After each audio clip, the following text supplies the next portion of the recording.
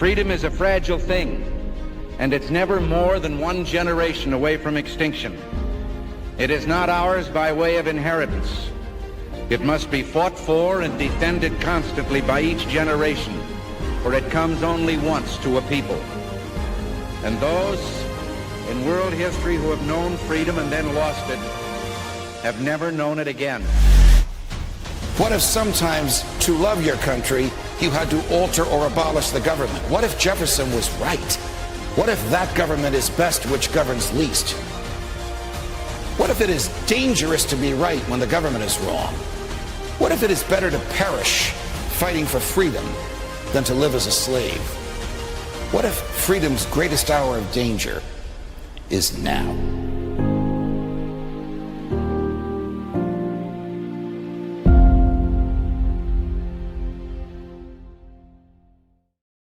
Hi, everyone. Judge Andrew Napolitano here for Judging Freedom. Happy New Year to you, such as it is. Today is Monday, January 5th, 2025. Alastair Crooke will be here with us in a minute on two very, very vital topics. So the latest on the events in Venezuela and the latest on what Prime Minister Netanyahu is doing to lure the United States into a war with Iran. But first, this. History tells us every market eventually falls. Currencies collapse. And look at where we are now. 38 trillion in national debt. Stocks at record highs defying gravity. So what happens next? Groceries, gas, housing, everything's going up. And this dollar, it buys less every day. When the system breaks, your stocks won't save you and your dollars won't either. But one thing will: gold. I've said it on my show for years.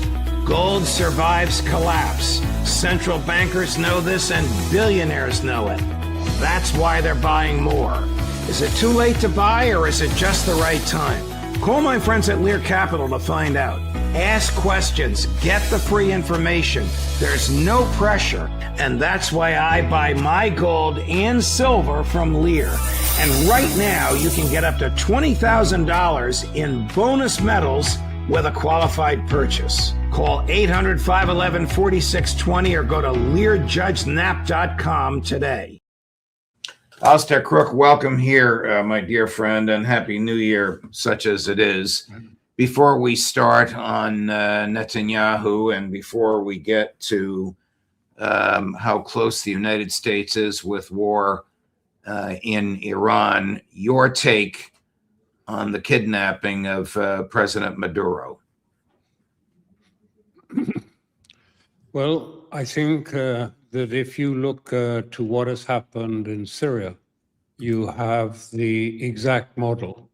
Indeed, the letter that Delcy Rodriguez wrote saying that, you know, they want good relations with the West and the world, I mean, it has the footprints of the Giuliani letter across it, very obviously.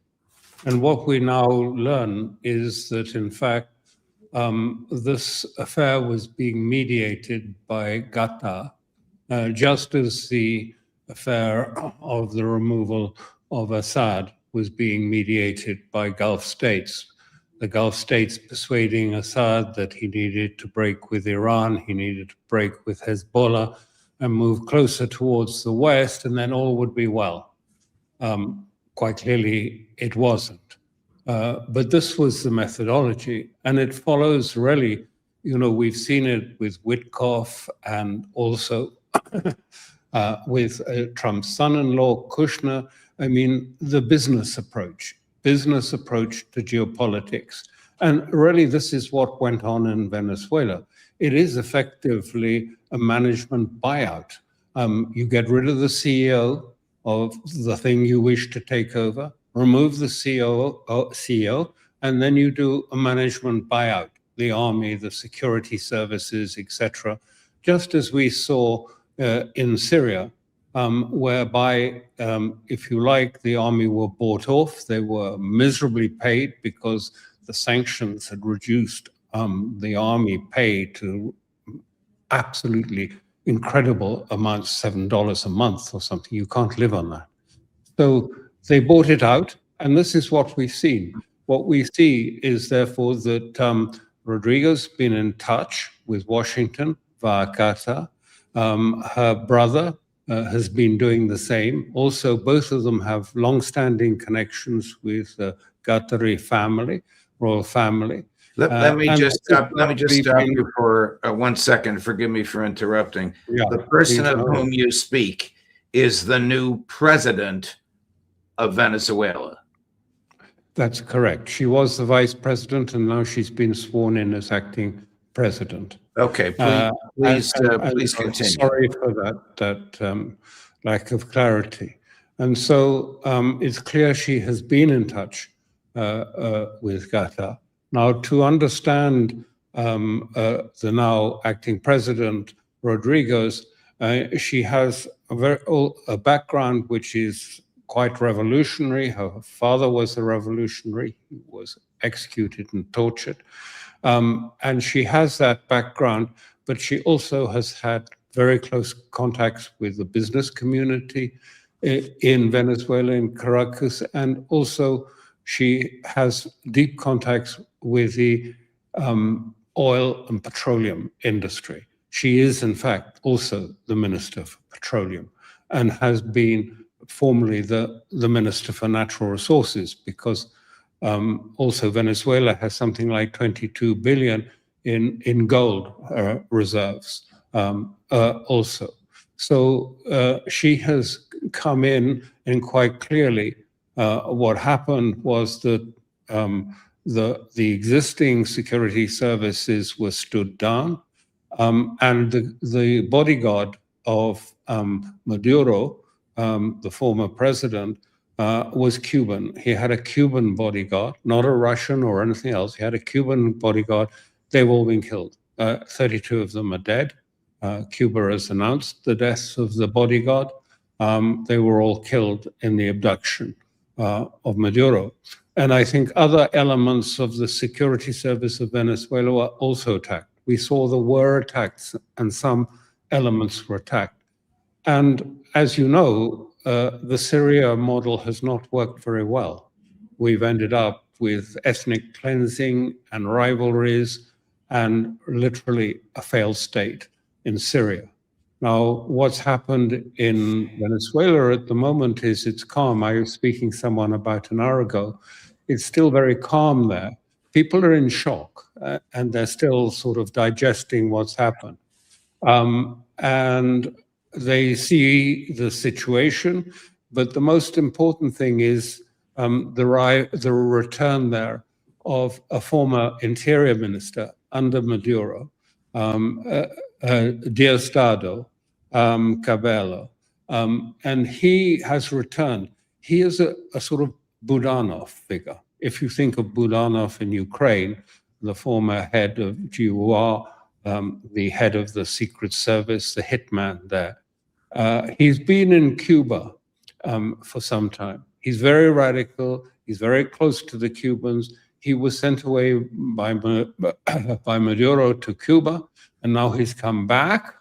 And so far, he is not saying very much, but he has huge support in the security and the intelligence services.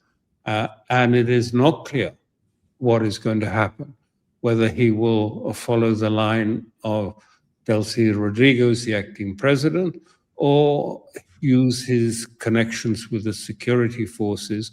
He is still, and you can hear it in his language still. I listened to him speaking just a few minutes ago. He is a radical. He is a revolutionary.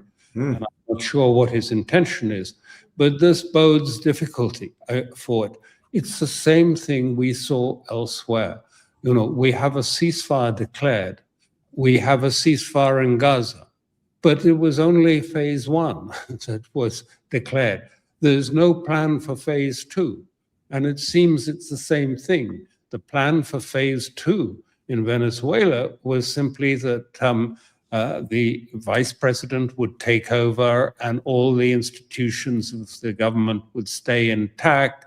And then the energy industry leaders from America, who are due to come very shortly. I think next March or something like that. There's going to be a big delegation from the American industry are going to come and inspect their new sort of rights and property in Venezuela. And the plan was, let it go. Now, I think, I'm told, but it's only speculative, that the people who are listening to President Trump speaking at his news conference were a little bit shocked when he said, no, we're going to run the country. I don't think that was in the script. It may be, but I don't think so. I think the script was that Delcy Rodriguez, the acting president, would run the country and there would be no Americans. He repeated that over the weekend, and then of course he sent out Secretary of State Rubio on the Sunday morning shows to try and walk it back. I mean, the government of the United States can't deliver the mail. How's it going to run the government of another country? I mean, is the United States now regarded internationally as a rogue state whose word cannot be trusted and will just seize what it wants by brute force? I think more than that, Judge. I think it's not just, a rogue state is one way of describing, but it's there's something extremely hyper in Trump's presentation, and they feel that nothing is sort of certain any longer. That there was, I think it was Michael Wolff said that his impression, he's written 4 books about Trump and knows it quite well, was he said there was an awkward tension between grandiosity and dementia in his view about the tone of the speech. And I think around the world, there is a sort of sense of what next, because, now we're talking about Cuba. Clearly, Cuba is on the agenda. Ecuador seems to be on the agenda. Mexico seems to be on the agenda. Is this where we are going? Because, this is, Trump becomes the sort of horseman of the apocalypse, because we've got all these states who could, Latin America will be very fragile. We have militias. I served for three years in Colombia. I know FARC and what they're like, and ELN. They cross borders, they live in jungles. We don't know what's going to happen in Venezuela. But the bigger picture is really the impact, I think, are going to be on China and on Russia, and clearly on Iran. And we're being led up to that. Before we get to Iran, it's interesting what you said about Michael Wolff's observations of Trump. I've interviewed Michael. He's probably the one of the American experts on Trump and his projection of himself. Here's an interesting contrast: Trump 2 days ago, Trump 4 years ago. Chris, cut number 7. We're going to run the country until such time as we can do a safe, proper, and judicious transition. Our current strategy of nation building and regime change is a proven absolute failure. We will break the cycle of regime change. We must abandon the failed policy of nation building and regime change that Hillary Clinton pushed in Iraq, in Libya, in Egypt, and in Syria. Regime change takes chaos. You've seen how that works over the last 20 years. That hasn't been too good. Not a reckless interventionist globalism. We're getting out of the nation building business. We're going to stay until such time as the proper transition can take place. Physically, he seems to be a shadow of his former self, but he's 180 degrees from what he promised he'd be doing and what he said he would never do. Yes, indeed. You're right. And it is causing people to change their calculus. As I've mentioned, China, Russia, but across the Middle East too.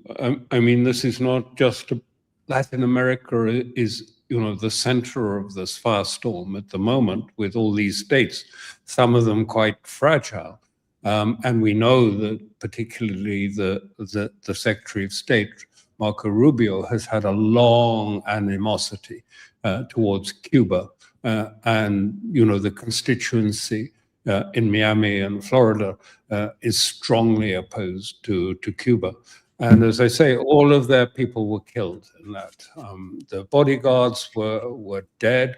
32 of them are dead. And the sentiment in Venezuela is fragile. There are if you like, the economic interests, the landowner, the big interests there are probably with the vice president, now acting president for the moment, but there's also a strong nationalist sentiment that has been horrified. I mean, the humiliation of a Venezuelan president. It's humiliating, whether you're for him or you're against him. In any nation, you don't like to have your president hauled out of bed and taken off and then perp walked in New York to prison. It's just humiliating. So what that's going to bring out, we have to wait and see. I want to ask you one question about President Putin and Russia before we spend a little time exploring Netanyahu's latest gambits to talk Trump into invading Iran. Trump said last week that he spoke to President Putin, who told him that one of his country homes had been attacked by Ukrainian drones. Over the weekend, Trump now says Putin lied to him. Trump didn't use the word lie, but he says he now disbelieves what Putin said. Our colleagues on this show, Larry Johnson and Scott Ritter, are convinced from their colleagues that CIA and MI6 were behind this, that the attack in fact happened. What is this going to do to the relationship between Russia and the United States? Well, I think the way you've just asked it is, I have to say it, missing the point. The point is not whether President Putin was there or not there, or whether it was directly targeted on that house. But beneath that compound, or in that compound, are deeply buried bunkers. Are command bunkers by which a Russian president would take care of a nuclear war from that bunker. That is the command center. And whether that was the target or the house, it's all on a compound, an exclusive presidential compound, the bunker as well as the house. Now, put this together with, first of all, the attack that was, I think it was in May or June, on the strategic bomber fleet of Russia, the attack by drones that were so much in the model that we later saw on the 12th of June by Israel in the surprise attack on Iran. The attack on its strategic bombers, which were out in the open as per the SALT treaty. Then we had, during further negotiations, 4 long-range ATACMS missiles, American long-range ATACMS missiles, were fired during a previous set of negotiations, and they were fired at Vorozhny. And Vorozhny is where Russia has its early warning over the horizon radars. They are nothing, neither the strategic bomber fleet, nor the early warning radars, nor the bunker, the command bunker in the compound at Valdai, have anything to do with what's happening in Ukraine. These are all to do about a nuclear war. And what is the message, therefore, that CIA is sending? We don't quite know what the message is, and I don't think in Moscow they are sure, 100% sure, but it seems to be saying, if you're going to push back against us, Moscow, if you're going to push back about Iran, about Venezuela, or anything else, look, we can take you out. We can hit your strategic bombers. We can hit your radars. and we can hit your command center. We've just given you a little sample to see that you understand this. And I think this is a very worrying message. And I think the sentiment in Moscow that's coming out, and I've seen this very clearly, is it's finish. Negotiations are off the page. There's no point in having negotiations with Trump. It's just not believable. It's completely point. We just now have to continue our path without negotiations. Continue doing what we're going to do in terms of Ukraine, and more widely prepare against whatever it is that the Americans are thinking about. And they realize, the articles in the New York Times in these last days have spelled this out, that this was green-lighted by Trump, the attacks on the refineries, on the shipping, and as a means of increasing leverage on Putin. It was all spelled out in the New York Times. Now, what their purpose was in putting it out there is another difficult question to answer. But nonetheless, it's been done and no one has pulled back from it. In fact, they've confirmed it. And Russia has handed over the flight circuit board of one of the drones that was in Valdai, landed in Valdai, showing exactly what is the telemetry and the detail that was put into it by the operators to attack in Valdai. So there's no doubt. And they gave it to the defense attaché, the American defense attaché in Moscow, and had pictures of him receiving it. So they have it. They know that Russia knows. Last subject matter, which is the one I thought we were going to address before the events of Saturday night. What is Netanyahu's latest lure to get Donald Trump to agree to attack Iran? Well, I mean, I won't go too far into that because it's happened and he's been lured. And the Israeli press are very clear and full of it. Trump gave a green light for an attack on Iran, full stop. So it's there, it's done. The green light has been given. There's no doubt from right across the Israeli press, they're very clear that's what has been given. I don't know that it has been sort of spelled out and sought out in details, but we see all the precursors for a war in Iran happening. I mean, suddenly after or just in parallel with Mar-a-Lago, demonstrations break out in Iran. And the word goes out, you see, Iran is on the point of collapse. There are demonstrations everywhere. It's just nonsense.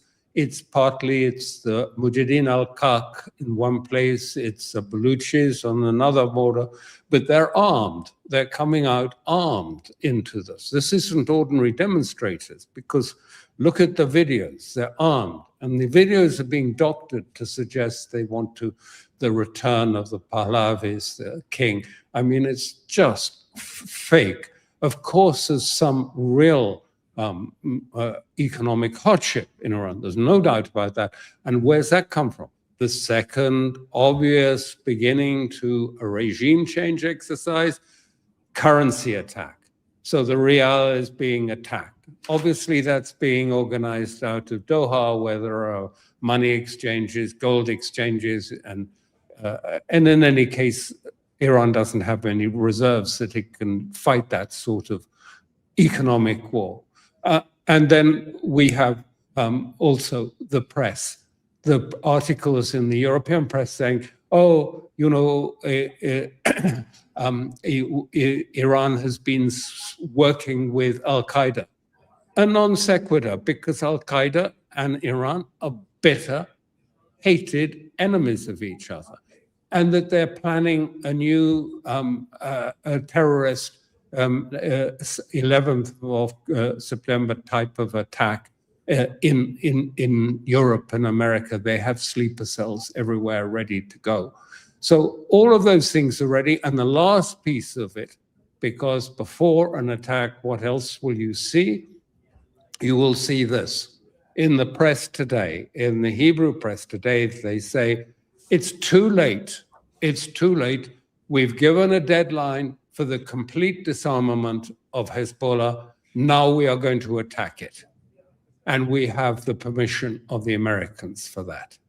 And of course, it's always been, I know from a decade ago, one of the key components of an attack in Iran is that they will simultaneously attack in Lebanon and within the Palestinian territories, so that, if you like, that the attack on Iran cannot be destabilized by military actions of other sorts taking place, so that Iran can concentrate on Iran. And there's been a huge movement of transports going to Europe, first of all, from the United States and from into Britain and into the military base of Germany, and then onwards to Israel. So clearly things are getting ready for that.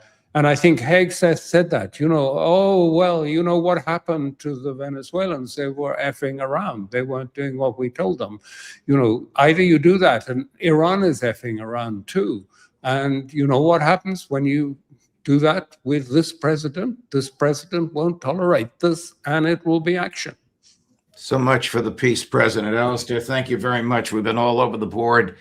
Your analysis is so superb and deeply appreciated, my dear friend. We may have to come back to you before the week is out if things keep moving at this rapid pace, if you can find the time for us. Thank you again, my dear friend. Of course. Thank you. Sure.